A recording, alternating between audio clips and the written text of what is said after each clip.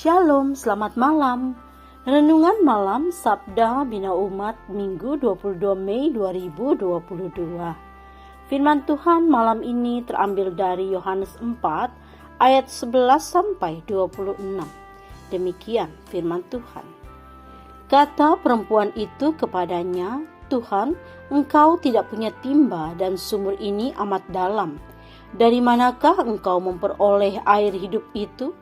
Adakah engkau lebih besar daripada bapa kami Yakub yang memberikan sumur ini kepada kami dan yang telah minum sendiri dari dalamnya, ia serta anak-anaknya dan ternaknya?"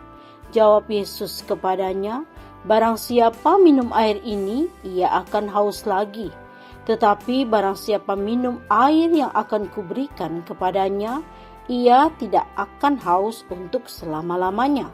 Sebaliknya air yang akan kuberikan kepadanya akan menjadi mata air di dalam dirinya yang terus-menerus memancar sampai kepada hidup yang kekal."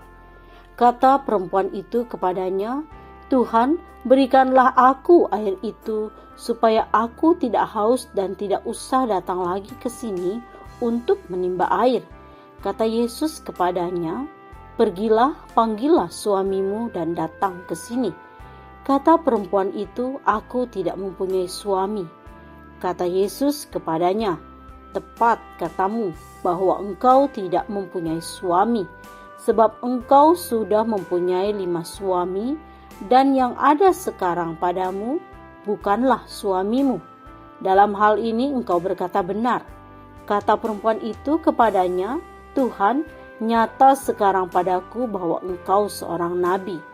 Nenek moyang kami menyembah di atas gunung ini, tetapi kamu katakan bahwa Yerusalemlah tempat orang menyembah." Kata Yesus kepadanya, "Percayalah kepadaku, hai perempuan, saatnya akan tiba bahwa kamu akan menyembah Bapa bukan di gunung ini dan bukan juga di Yerusalem. Kamu menyembah apa yang tidak kamu kenal. Kami menyembah apa yang kami kenal, sebab keselamatan datang dari bangsa Yahudi.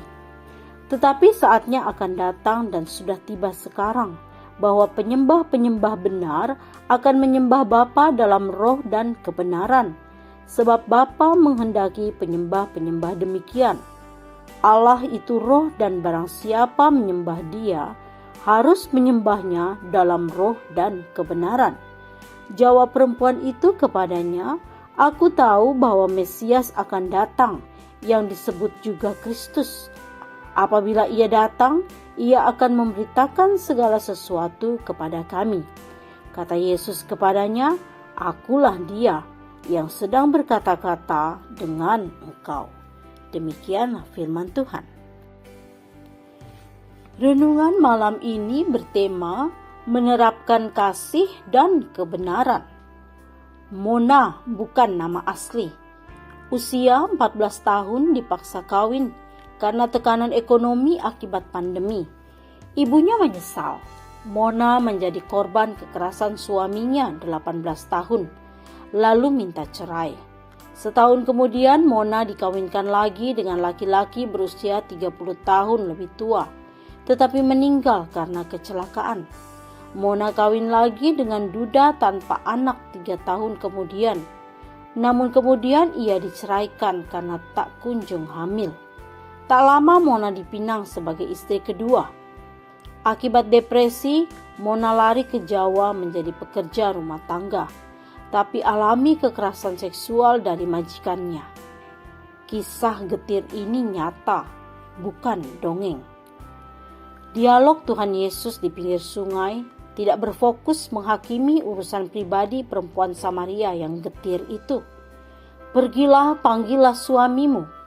Dan pernyataannya pada ayat 17-18 bukan penghakiman, tetapi untuk memperlihatkan kuasanya.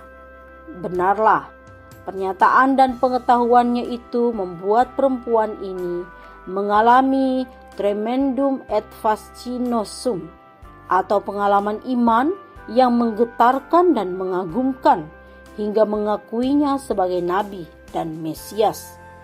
Yesus lalu mengajarinya tentang spiritualitas lintas batas yaitu menyembah Tuhan melampaui batasan etnikal, sosial, dan geografis. Percakapan teologis antara mereka dipastikan lebih luas dan dalam dari catatan penulis Injil.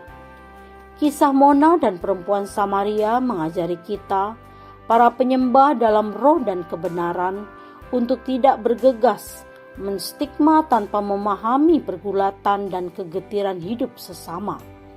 Tuhan Yesus membuka pintu kasih bagi orang seperti perempuan Samaria dan Mona untuk alami penerimaan kasih, pemberdayaan harapan, dan pencerahan iman. Bagaimana kita bermisi sehingga sesama yang menderita seperti Mona direngkuh menjadi saksinya? Selamat menyembah Allah dalam kasih dan perbuatan nyata. Doa malam ini, Tuhan Yesus, terima kasih untuk pengajaran-Mu. Engkau merengkuh kami, orang-orang percaya yang mengalami kegetiran bahkan hampir kehilangan iman, untuk mengalami kasih dan pencerahan iman. Engkau memulihkan dan menjadikan kami sebagai saksi-Mu. Kebaikan-Mu yang inklusif itu akan kami teruskan dalam keseharian kami. Amin. Demikianlah renungan malam ini. Selamat beristirahat. Tuhan Yesus memberkati.